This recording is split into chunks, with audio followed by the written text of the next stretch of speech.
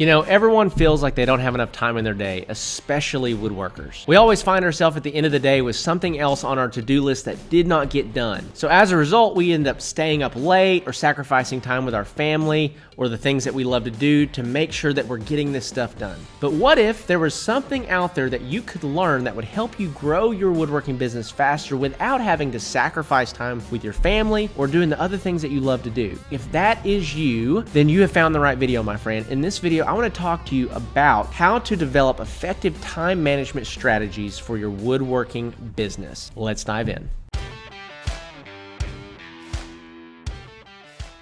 All right, well, welcome back to the channel. Welcome back to the show. If you're on YouTube, make sure you go check out the podcast. It's great to listen to while you're in the shop working. It'll help you on your woodworking journey. I want to talk to you today about how to develop some effective time management strategies as a woodworking business owner, because there's so much to get done, man. There's so much to get done. There's so much to do, and it seems like it never ends. Like you're always behind the eight ball. You're always chasing your tail. And so I want to help you develop a few things that changed my life, that revolutionized my life, because one thing that I had to come to terms with and I had to realize was that I'm honestly just not as efficient as I thought I was. A lot of us out there are super hard workers, but we're wasting time because we're not efficient. What we're working super hard on for 6 or 7 hours, 8 hours, 10 hours, we could have done in 2/3 the time had we had a plan to become more efficient. So I want to give you 4 things today that are going to help make you more efficient inside of your shop in regards to how you build what you build and what you do. So there's so many different other things we could talk about. We could talk about how to be efficient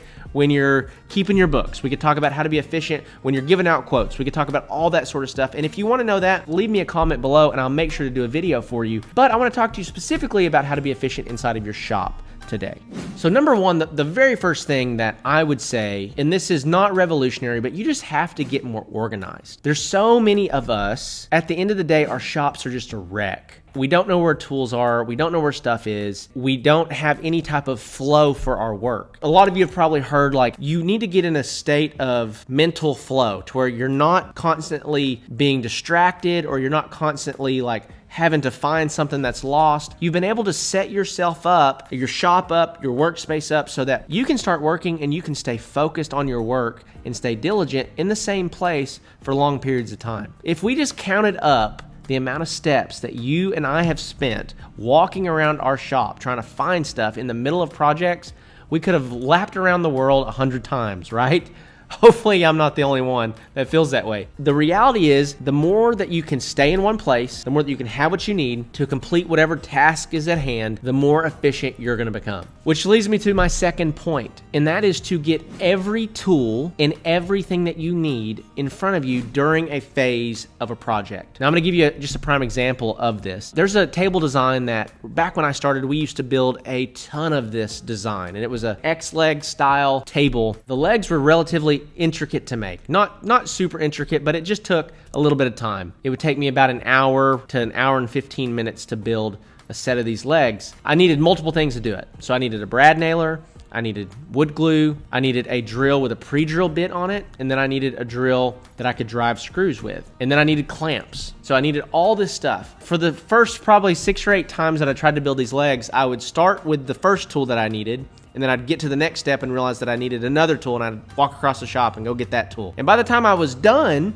I would have all the tools on my workbench. But what if I had started with all the tools on my workbench? What if I knew every single time that I build these legs, I need this and this and this and this and this, and that's all that I need? Well, then I could go gather that stuff, have it sitting there, and immediately be efficient from the moment that I start working on that area or that project. That leads me to my next point on how to become more efficient. This is one that's pretty near and dear to my heart because it just kind of was such a game changer for me inside of my shop. And that was when I realized that anything that I needed to glue up, start doing those first. So for us, we're a table manufacturer, and one of the big mistakes that I used to make would be that I would build the base first and then I would build the top. Well, then the top would be sitting up in glue and I would already have the base built, and I could move on to, sanding the base or staining the base or prepping the base or whatever that might be. But most of the time is going to be spent in that tabletop. So what I realized was that I needed to do all my glue up processes at the front of the project. While that's drying,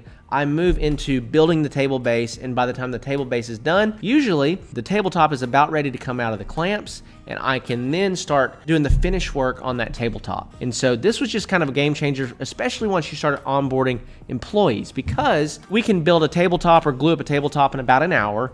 And then depending on the table base, it can take 2 to 3 hours to put that together. And then I can have multiple guys split up. I have 2 guys that laminate the top, and then I have 2 guys that build the base. And then they can split up when that tabletop gets done. One of those guys can go and start working on the tabletop. One of those guys can start doing the finish work on the base. And so that's just a little trick that I found to help keep me more efficient. All right, our fourth and final point on how to become more effective with our time inside of the shop is to paint or to spray your finish in between other bits of work. So one of the things that I realized back when I was just starting, and this is a challenge if you're in a small space, I would get done with a project, and then I would spray paint, or I would spray finish, whether it be polyurethane or it be lacquer, and then I would just have to sit there and wait for it to dry. Paint's gonna dry when it's gonna dry. The lacquer's gonna dry when it's gonna dry. So there's just this giant gap of inefficiency between spraying these coats of lacquer or paint. What I started implementing as quickly as I could is, as soon as you have multiple projects in the queue, what you need to do is you need to, once you get toward the end of that project that you're now spraying paint or lacquer or finish on,